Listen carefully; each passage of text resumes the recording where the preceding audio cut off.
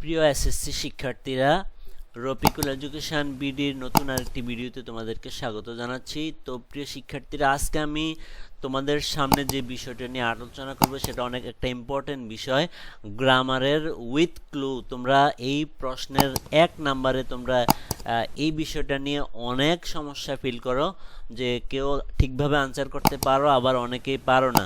তো এখানে তোমাদেরকে বক্সে যেই ক্লুগুলা দেওয়া আছে এগুলা সব পার্টস অফ স্পিচের, মানে 8 প্রকারের কোনো না কোনো শব্দ।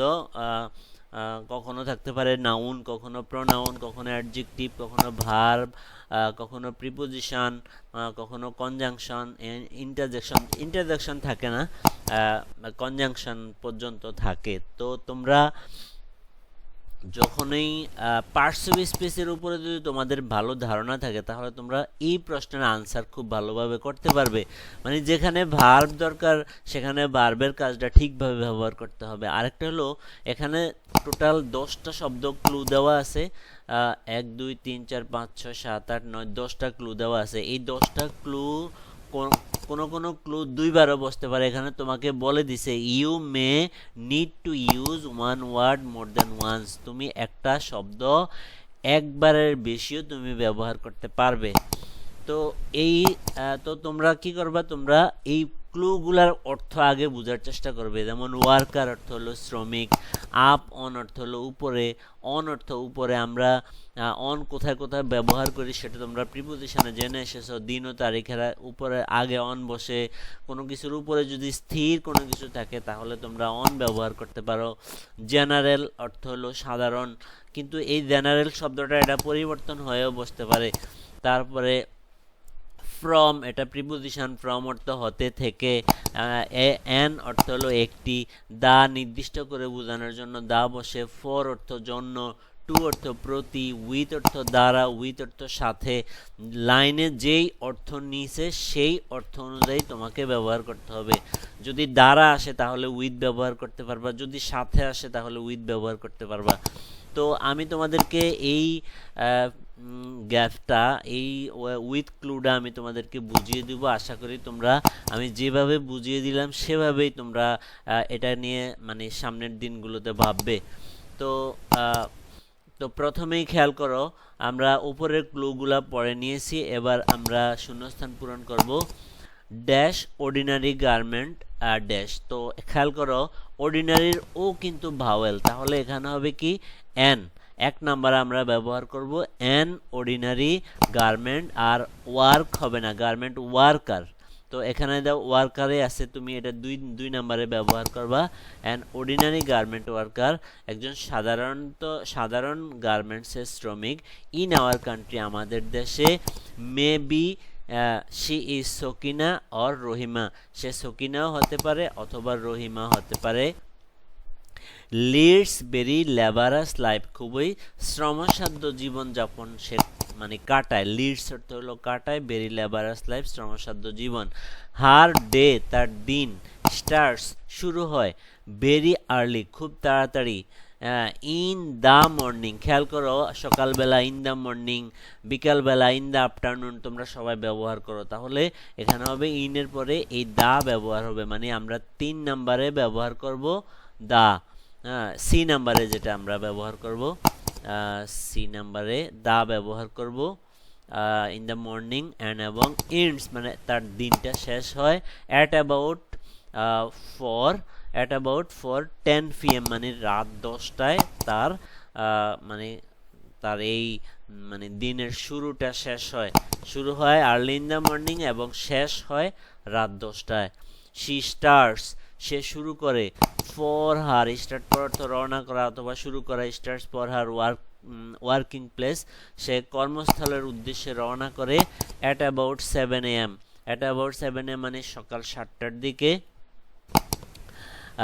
Dash she works to her factory, এখানে আমরা কি ব্যবহার করব, জেনারেলি। তাহলে খেয়াল করো এখানে দেওয়া আছে কিন্তু জেনারেল, তাহলে এখানে হবে generally she works to her factory, সাধারণত সে। এখানে আমরা ডি নাম্বারে ব্যবহার করব জেনারেলি, LLY ব্যবহার করব। Generally she walks to her factory, সে তার কারখানাতে হেঁটে যায়। অ্যালং এর সঙ্গে আমরা সবসময় উইথ ব্যবহার করি। অ্যালং উইথ অর্থ হলো সাথে, এটা হবে তোমার ই নাম্বারে। অ্যালং উইথ অর্থ হলো সাথে, along with other girls working there. আর অন্যান্য আরও যে মেয়েরা কাজ করে সেই অন্যান্য মেয়েদের সাথে সে কি করে, সাধারণত হেঁটে তার কর্মস্থলে যায়।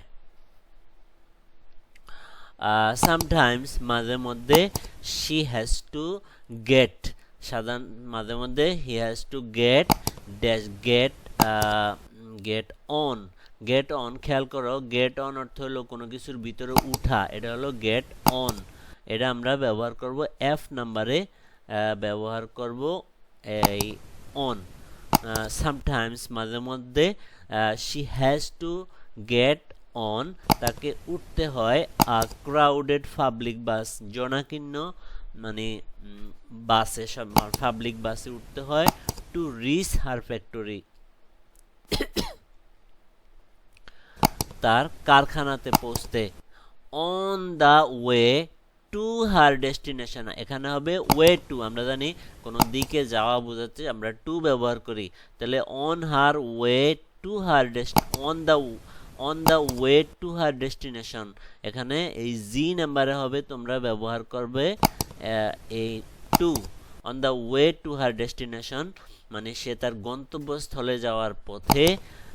শি ইজ ইনফেক্টেড মানে সে আক্রান্ত হয়, উইথ স্ল্যাং ওয়ার্ডস মানে খারাপ ভাষা, ফ্রম ভেরিয়াস কর্নার্স, ফ্রম অর্থ থেকে আমরা ব্যবহার করি, যেমন আমি ঢাকা থেকে আসলাম, I have come from Dhaka, তাহলে থেকে। ফ্রম সে বিভিন্ন খারাপ শব্দ শুনতে পায় বিভিন্ন কোণ থেকে, তাহলে থেকে ইংলিশ কি, থেকে ইংলিশ হলো ফ্রম, তাহলে আমরা এইচ নাম্বারে ব্যবহার করব ফ্রম। ফ্রম ভেরিয়াস কর্নার্স বিভিন্ন কোণ থেকে সে বিভিন্ন খারাপ শব্দ শুনতে পায়। She becomes the object of others pity, pity অর্থ হলো করুণা, সে হয় অন্যান্য মানুষের করুণার পাত্রীতে সে পরিণত হয়। শি হ্যাজ টু টলারেট, তাকে সহ্য করতে হয় ব্যাড কমেন্টস, বিভিন্ন খারাপ মন্তব্য তাকে সহ্য করতে হয়। ইট ইজ মিজারেবল, এটা দুর্দশাপূর্ণ, ফর হার তার জন্য, মিজারেবল ফর হার, আই নাম্বারে আমরা ব্যবহার করব ফর, এ আই নাম্বারে তোমরা ব্যবহার করবা for. It is miserable for her, এটা তার জন্য খুবই দুর্দশাপূর্ণ। ইন দ্য ফ্যাক্টরি কারখানার মধ্যে, she is not in a কনজিনিয়াল atmosphere, কনজিনিয়াল অর্থ হলো উপযুক্ত, কারখানার মধ্যেও সে একটা উপযুক্ত পরিবেশ সে পায় না। শি হ্যাজ নো সিট, তার কোনো বসার জায়গা থাকে না। She has no seat, seat মানে আসন, she has no seat to seat,